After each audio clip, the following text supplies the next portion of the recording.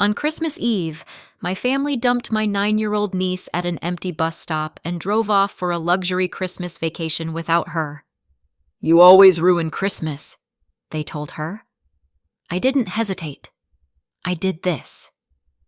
6 months later, they got a letter and their lives started to unravel. If you'd asked me an hour earlier what I was doing on Christmas Eve, I would have said something boring and normal.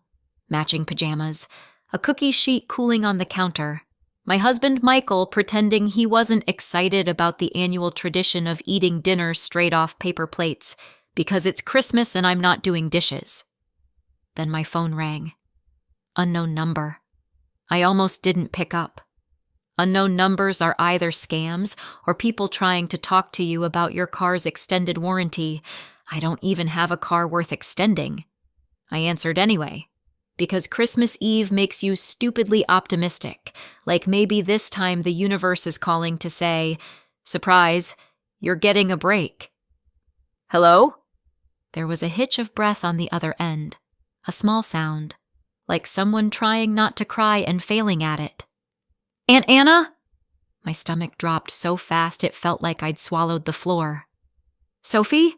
I said, already standing, already walking toward the living room window like I could see her through it.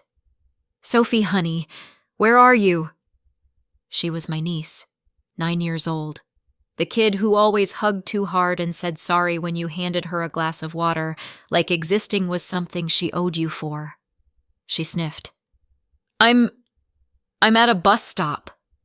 "A bus stop?" My voice came out too loud. Michael looked up from the couch, remote frozen in his hand. "What bus stop?" "I don't know. It's dark. There's a sign. I'm trying to read it." I forced my breath to work. "Okay, slow down. Tell me what happened." There was a pause, and then the words came out in a rush, like if she didn't say them fast enough, they'd disappear. "Mom dropped me here." My brain tried to reject that sentence, like a computer refusing a corrupt file. "Kayla dropped you where?" I said. Kayla, my younger sister, was the kind of person who could turn any situation into a performance. Tears on cue. Smiles like a weapon. Her favorite role was the misunderstood mom who deserves more help. "At the bus stop," Sophie whispered, like I was the one being slow. "They said I have to take the bus home." "Who's they?"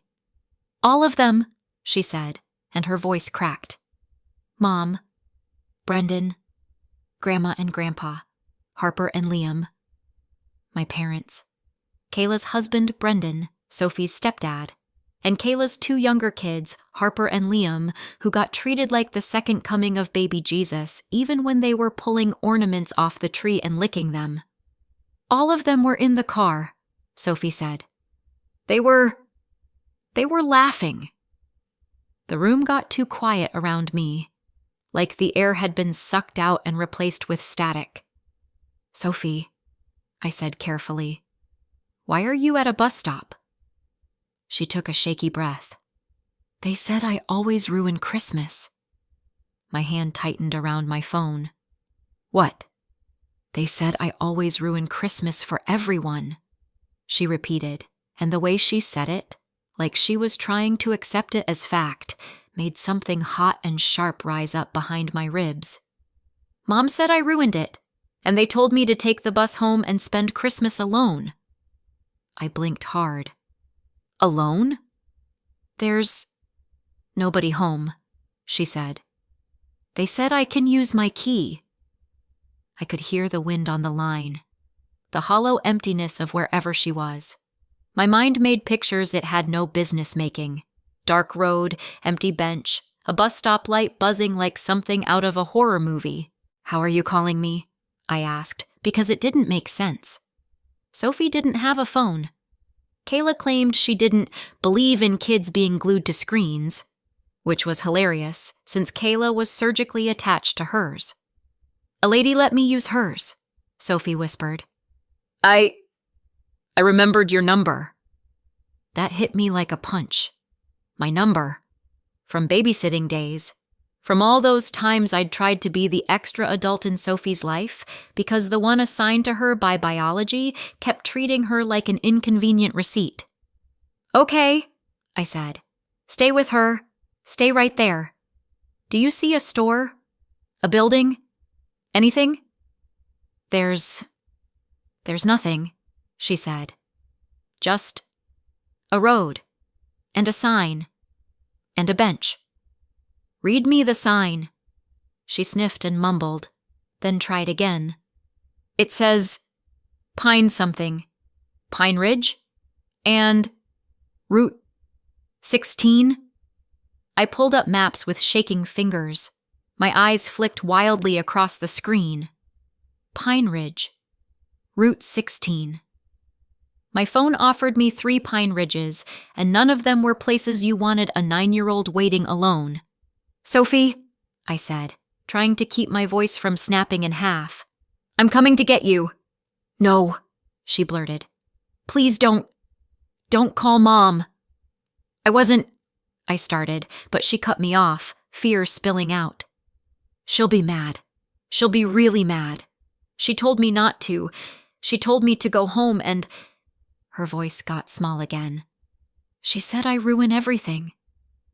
I closed my eyes. There it was, the thing that had been hovering at the edge of my awareness for years.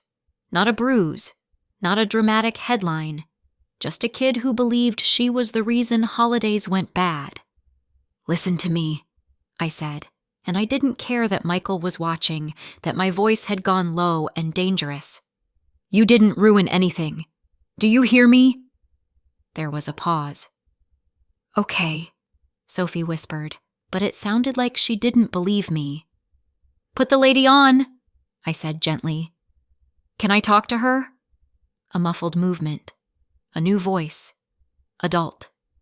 Female. Wary. Hello? Hi, I said, forcing myself into calm. My name is Anna. I'm Sophie's aunt. Thank you for letting her use your phone. Where exactly are you? The woman hesitated. We're at the stop near Pine Ridge. There's no one out here. I was driving by and saw her sitting there crying. I didn't want to leave her. My throat tightened. You did the right thing. Can you stay with her for a few more minutes? I'm coming right now. I can, she said, voice firm now. I'm not leaving her. Thank you, I breathed. Thank you so much. I took the phone back to Sophie. I'm on my way, I told her. Stay with her. I'll be there as fast as I can. Aunt Anna? Yeah, honey. Am I bad? She whispered. I swallowed hard. No, I said. You're not. And then I hung up, because if I stayed on the line any longer, I was going to say something that would make Michael snatch my keys out of my hand and ground me like a teenager. Michael was already standing. Where is she? Bus stop, I said, grabbing my coat. Middle of nowhere. Kayla left her. Michael's face did something complicated and ugly. He didn't ask if I was sure. He didn't say maybe there's a misunderstanding. He didn't offer a calm, reasonable alternative like, let's wait and see. He just said, I'm coming. I'm driving, I snapped automatically. Fine, he said. Then I'm navigating, and I'm bringing a blanket. He moved fast. Not frantic, not flailing, just purposeful. Like the moment he understood a child was alone, something in him clicked into place. We were out the door in under 2 minutes. Cookies forgotten. Christmas music still playing in the living room like a cruel joke. In the car, my hands were tight on the steering wheel, knuckles pale. Halfway there, my phone buzzed. Kayla. I stared at it like it was a live grenade. Sophie had begged me not to call her, and I hadn't. But Kayla calling me on Christmas Eve wasn't normal unless she wanted something. I answered on speaker because if I held the phone, my hands might shake. Anna! Kayla's voice was bright. too bright. "Merry Christmas Eve! What are you doing?" I tasted blood where I'd bitten the inside of my cheek. "Driving," I said. "How's your trip?" A little laugh. "Oh, wow, it's amazing. The kids are so excited. How's Sophie?" I asked, like I was asking about the weather, like I wasn't seconds away from tearing my own hair out. A pause, just long enough. Kayla sighed theatrically. "Ugh, don't even. She was a nightmare." My stomach twisted. Michael's gaze snapped to me, sharp. "What do you mean?" I said. "She was pouting and whining and acting like everything is about her," Kayla said, as if she was describing a grown adult at a work party. "She ruined the whole vibe." There it was again. Ruined. Like Sophie was a spilled drink you couldn't scrub out. "So," Kayla continued breezily, "we sent her home." I blinked. "You sent her home?" "Yeah," she said, as if I was being dramatic. "She's 9. She has a key. There's food in the fridge. She can manage. It's not like we abandoned her in the woods." My grip on the wheel tightened so hard my fingers hurt. "What bus did she take?" I asked, still playing calm, because Sophie was right. Kayla would be furious if she knew. "Whatever one goes back," Kayla said. "There's a direct bus. It's fine." "And Mom and Dad were okay with that?" I asked. Kayla laughed like I'd told a joke. "Mom said it was about time someone taught her consequences. Dad didn't want to deal with the drama. Brendan's relieved. And honestly, Harper and Liam are having a way better time without her sucking all the attention." I tasted something metallic. Rage. Disbelief. The kind of anger that's so clean it feels cold. "Kayla," I said, voice steady by sheer force, "you sent a 9-year-old home alone on Christmas Eve." "She wasn't home alone," Kayla snapped suddenly, irritation slipping through. "She was on a bus. Don't ruin this for us, Anna. It's Christmas." I stared at the road. "Right," I said quietly. "Merry Christmas." Then I hung up. Michael didn't speak for a full minute. He just stared forward like he was memorizing the shape of my sister's voice so he could hate her properly later. Finally, he said, "She thinks Sophie is already home." "I know," I whispered. We drove faster. When we finally pulled into the empty stretch of road, my headlights swept over a bench, a sign, and a small bundled shape sitting stiffly under a streetlight that flickered like it was trying to die. "Sophie." My chest caved in. I slammed the car into park and got out before the door was fully open. Sophie looked up, and for a second her face was blank, like she didn't trust what she was seeing. Then she stood, shaky, and ran. She hit me like a little cannonball, arms tight around my waist, her whole body trembling. "I knew you'd come," she whispered into my coat, and it broke something in me so cleanly I almost couldn't breathe. "I've got you," I said, voice rough. "I've got you."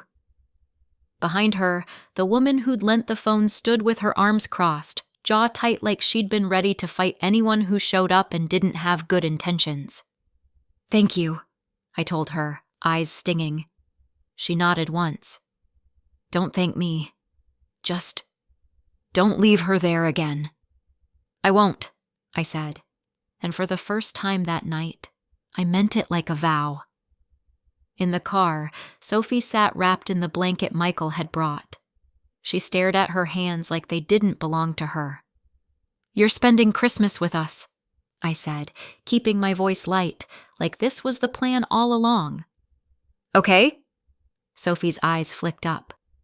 "But Mom said—" "I don't care what she said," I cut in, immediately softening when Sophie flinched. "Sorry, you're with us tonight." The rest of the drive was quiet. Sophie's breathing gradually slowed. Her shoulders unclenched a fraction. When we got home, the house smelled like sugar and cinnamon and the life we were supposed to be having tonight. We got Sophie warm, We got her fed. We got her settled on the couch with a blanket and a mug of cocoa she held with both hands like it was keeping her upright. And then, in the soft quiet of our living room, she said it again. They said I ruined Christmas. I sat beside her and stared at the twinkling lights on our tree. Somewhere else, my sister was sipping something expensive and laughing. And Sophie was sitting on my couch, trembling like she'd been dropped into a world that didn't want her. I watched her eyelids droop. I watched her fight sleep like it was dangerous. I tucked the blanket higher around her shoulders, and I made a decision so sharp it felt like a click. They didn't know it yet, but Christmas Eve wasn't the end of this. It was the beginning. Favoritism doesn't always look like a villain twirling a mustache and cackling over a cauldron of child neglect.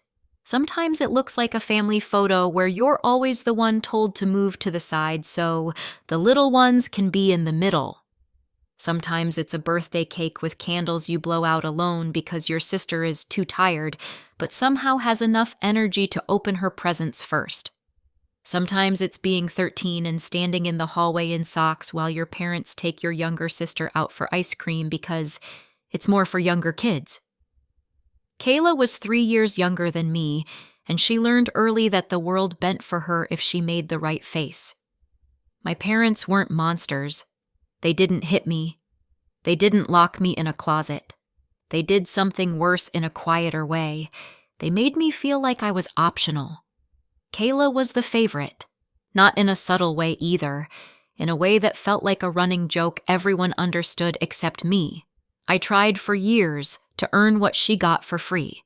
Good grades, perfect chores, being easy, being grateful, being invisible. It didn't matter. Eventually, I stopped trying.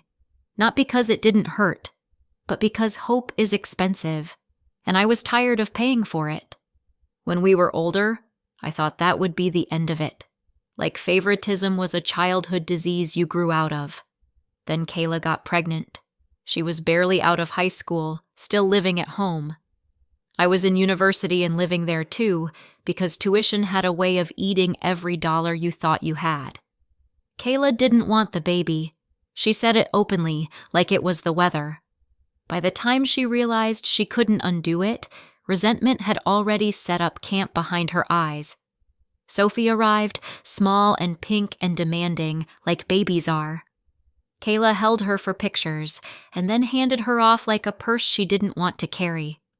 My parents were still working. Kayla was still Kayla. So the baby ended up with me. At first it was, "Can you watch her for an hour? I just need a nap." Then it was, "Can you take her? I have plans." Then it was, "You're good with her. She likes you." I was the one who warmed bottles, the one who paced the living room at 2 a.m., the one who learned Sophie's cries like a language.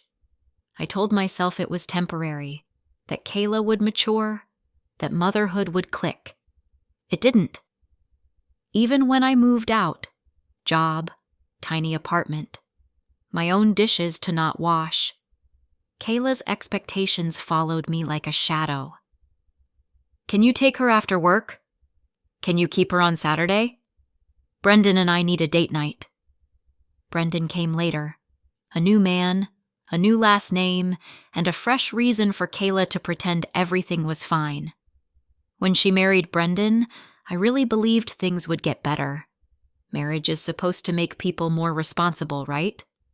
I was adorable. Kayla had Harper, then Liam, 2 little blonde hurricanes who could smear peanut butter on a wall and get praised for being so creative. Sophie, Kayla's first, became inconvenient. Not abused in a way that left bruises. Neglected in a way that left empty spaces.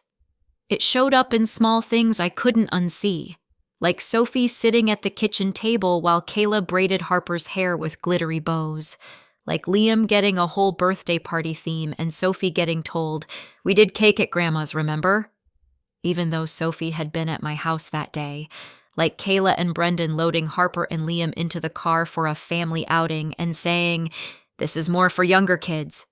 while Sophie stood by the door, shoes already on. "You can stay with Aunt Anna," Kayla would say, like she was doing Sophie a favor.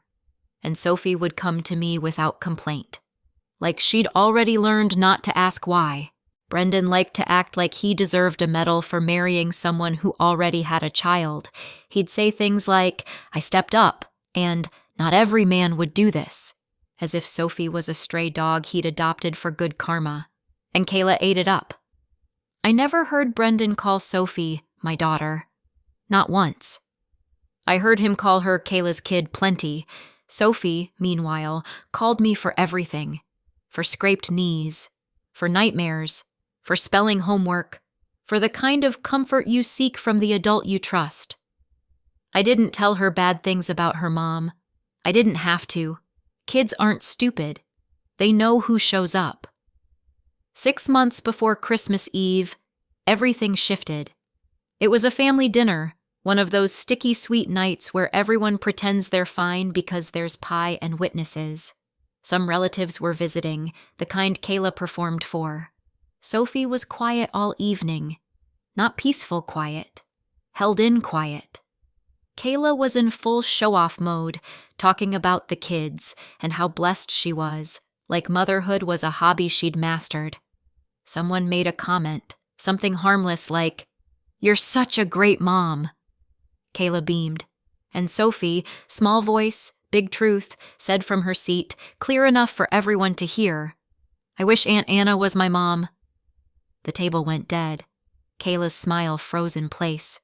Brendan's face tightened. My mom's fork paused midair like it forgot what it was doing. Kayla let out a laugh that was way too loud. "Sophie, don't be silly." Sophie didn't laugh. She just looked down at her hands and said, even quieter, "I want to live with her." Kayla's glass hit the table with a sharp click. Later, after the relatives left and Sophie had been hustled out of the room, Kayla cornered me in the kitchen. "What did you tell her?" she hissed. "Nothing," I said, because it was the truth. "Kayla, she said that because you're in her head," Kayla snapped, cheeks hot with humiliation. "You've been filling her with lies." "I haven't." "You're not seeing her anymore," she said, that brittle, responsible mother tone sliding into place. "No more babysitting, no more special time, no more whatever this is." I stared at her. "Kayla, she loves me." Kayla's mouth twisted. "She embarrassed me in front of everyone." There it was. Not concern for Sophie, not heartbreak, embarrassment.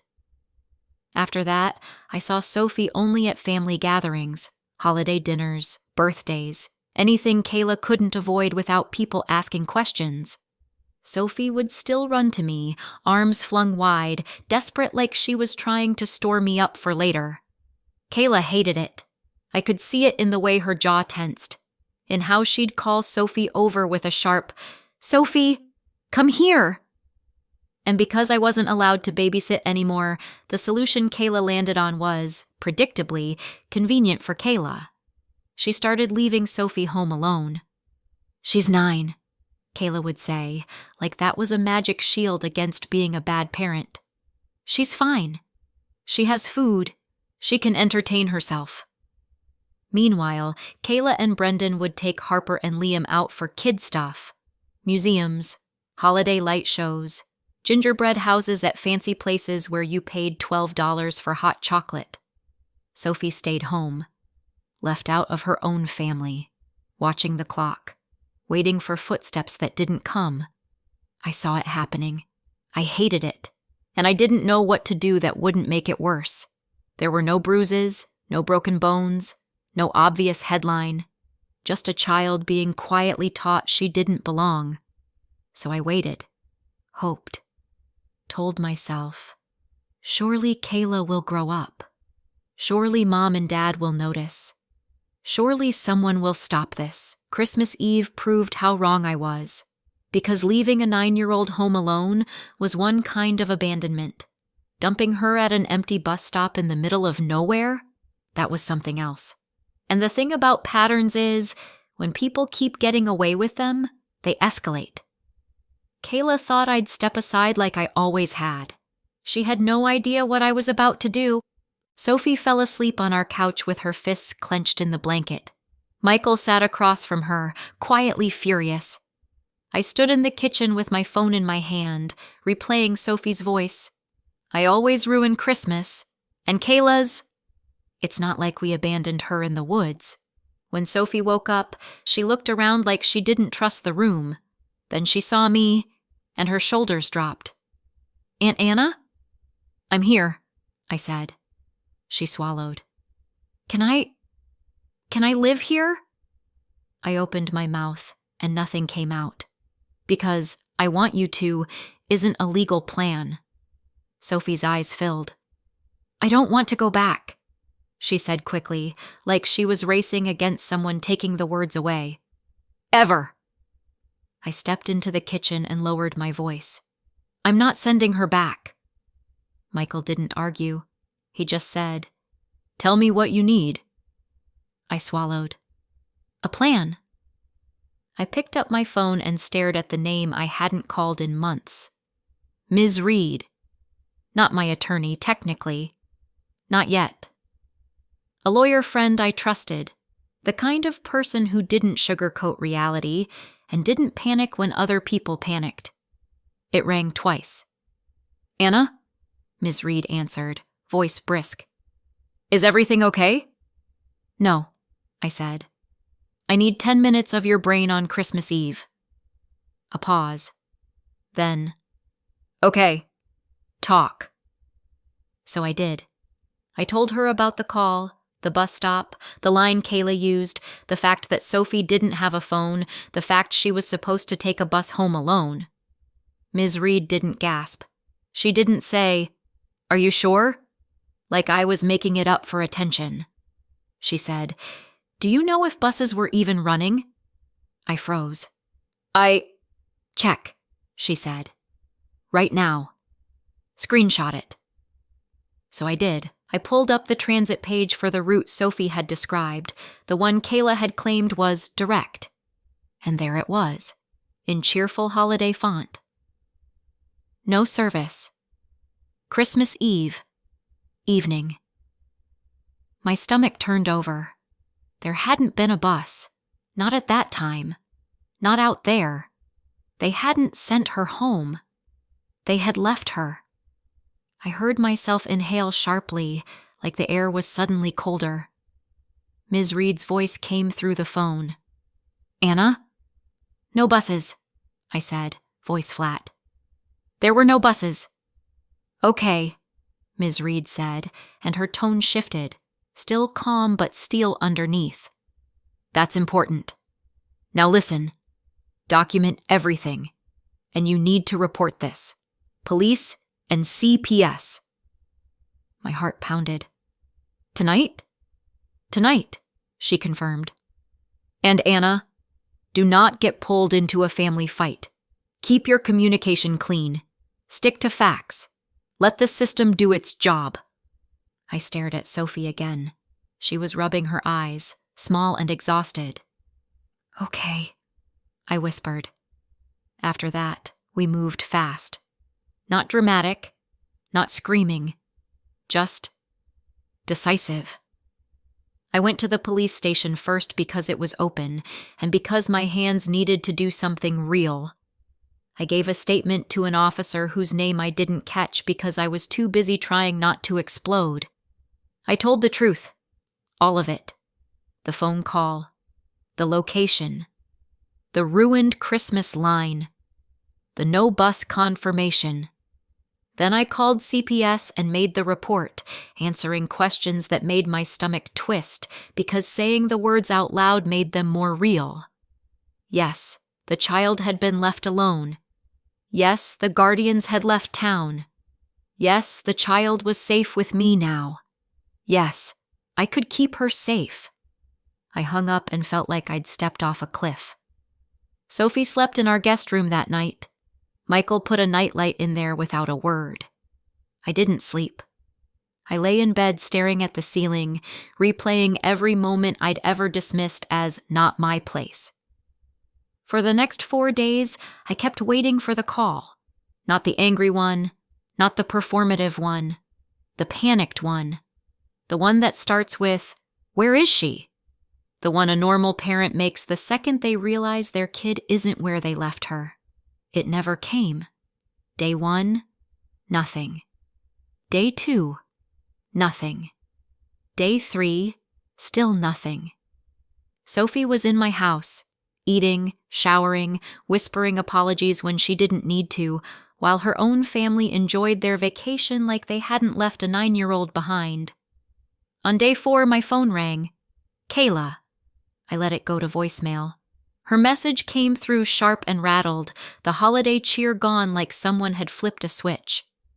Anna, call me. Sophie isn't here. She's not at the house. Do you know where she is? Not, is she okay? Not, did something happen? Just, where is she? Like Sophie was a missing purse. I called Ms. Reed. She told me, do not answer her directly.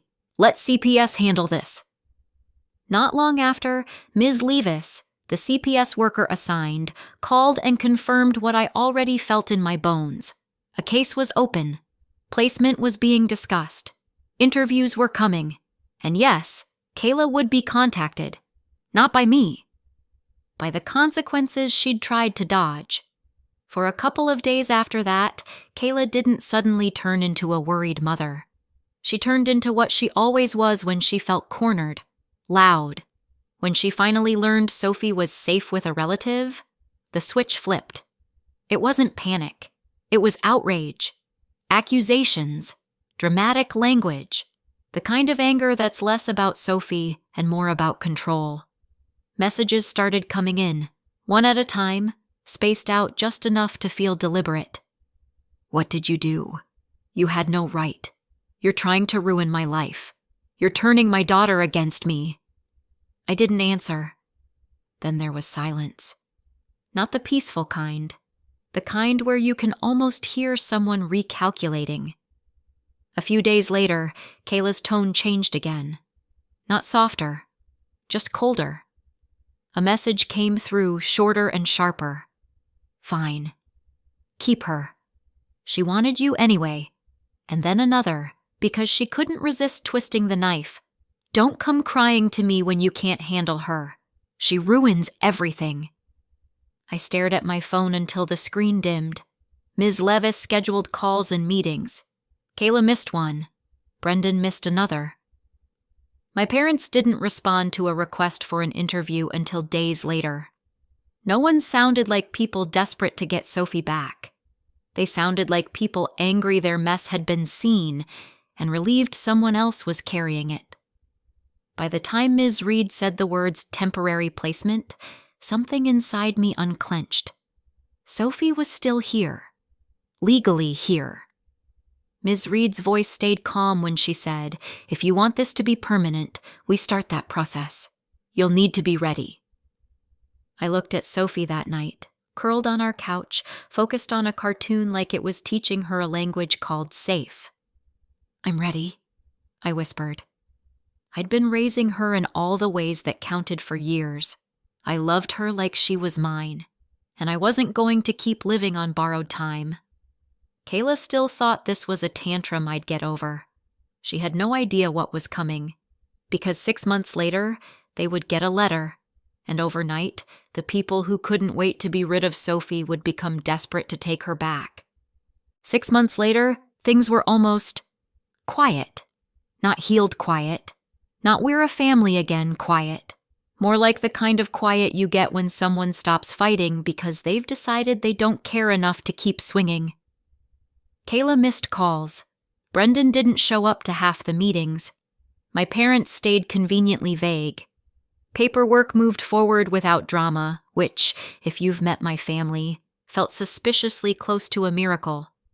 I started letting myself think it. Soon, she'll be mine on paper too. Then Ms. Reed called me and said, Anna, come to my office, today. No greeting, no joke. just that tone lawyers use when they don't want you to panic until you're sitting down. By the time I got there, my stomach had already decided we were in trouble. Ms. Reed didn't waste time. She shut the door, handed me a copy of a letter, and said, "Your sister and your parents received this." I looked down. Estate attorney letterhead, formal wording. The kind of envelope that doesn't show up unless someone died or something expensive changed hands. Ms. Reed tapped one paragraph with her pen. "Read that." I read it once, then again, because my brain didn't want the words to mean what they meant. A trust, a minor child, Sophie's name, and a number so large it made my mouth go dry. For a second, the normal reaction tried to kick in. That's incredible. That's life-changing. But it didn't feel incredible. It felt like someone had just tossed a lit match into the middle of everything I'd fought to stabilize. Ms. Reed watched my face. "Yes," she said quietly. "It's real." I didn't even hear my own voice when I asked, "They know?"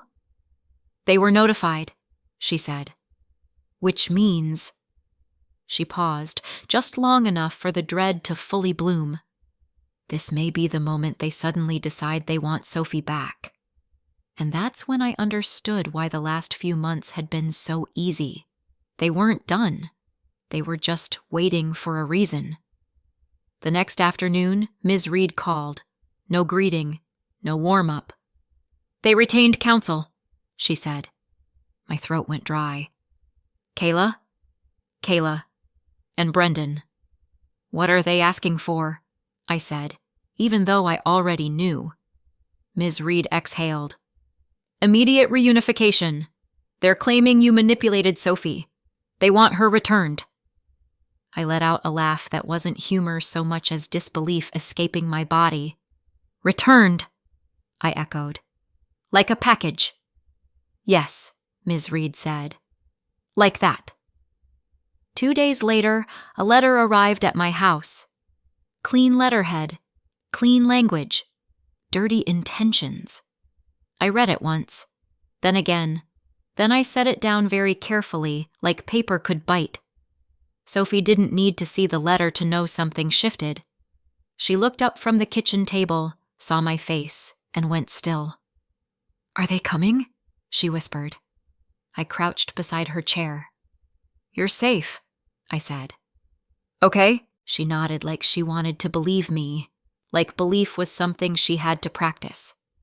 That night, Kayla finally texted me. Not, "How is Sophie?" Not, "I'm sorry." A performance. "You stole my daughter. You poisoned her against me. I want her home."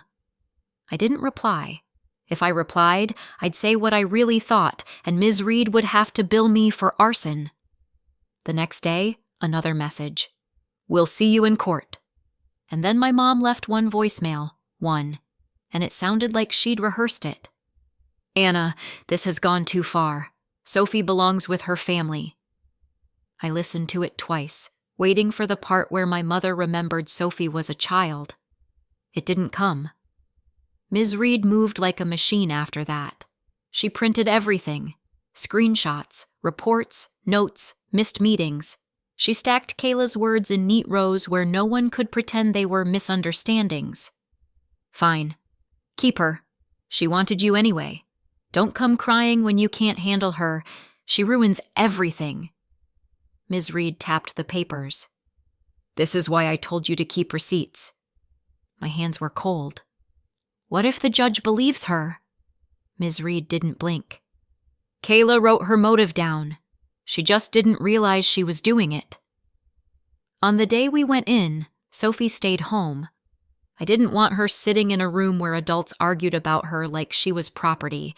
She'd had enough of that for a lifetime. Before I left, she grabbed my sleeve. "Do I have to go back?" she asked, so quiet it barely counted as a voice. I crouched and looked her in the eyes. "No," I said. "Not if I can stop it." That was the whole point. The hearing wasn't a movie. No speeches, no gasps. Just Kayla in her best, concerned mother costume. Brendan acting like he'd always cared. My parents looking wounded, and Ms. Reed, calm and relentless, letting Kayla's own messages do the damage. Kayla tried to paint me as obsessive. Ms. Reed slid forward the screenshot where Kayla told me to keep Sophie. Kayla tried to claim she'd always been involved. Ms. Reed pointed to the no-shows, the missed calls, the 4-day silence where nobody even noticed Sophie was gone. Kayla's face tightened when she realized the story wasn't, "My sister stole my child." It was, "I didn't want her until she became valuable." The decision came later, on paper. An envelope, a court order, dry words that changed everything anyway. Ms. Reed called me first. "Anna," she said, voice softer than usual. "It's done." When I got home, Sophie was in the hallway watching my face like it was the only answer that mattered. I didn't make her wait. I knelt down and nodded. Her breath hitched. She didn't smile. Not right away, like she didn't trust happiness to stay. Then she threw her arms around my neck and sobbed like her body had been holding its breath for 9 years. "I'm staying," she choked. "You're staying," I said into her hair. "You're home." And all I could think was, so this is what it looks like when people try to buy back what they threw away. Too late. A year later, the house is still the same on the outside.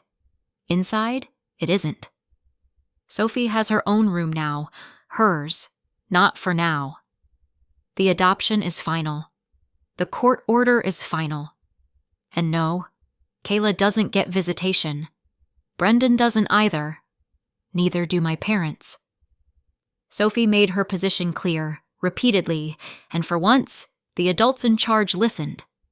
Then the trust paperwork landed. From the estate of Sophie's biological father's mother, a woman Sophie had never even met. Not a rumor. Not a nice little inheritance.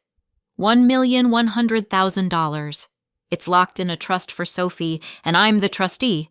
So no, we didn't blow it on a new car or a bigger house.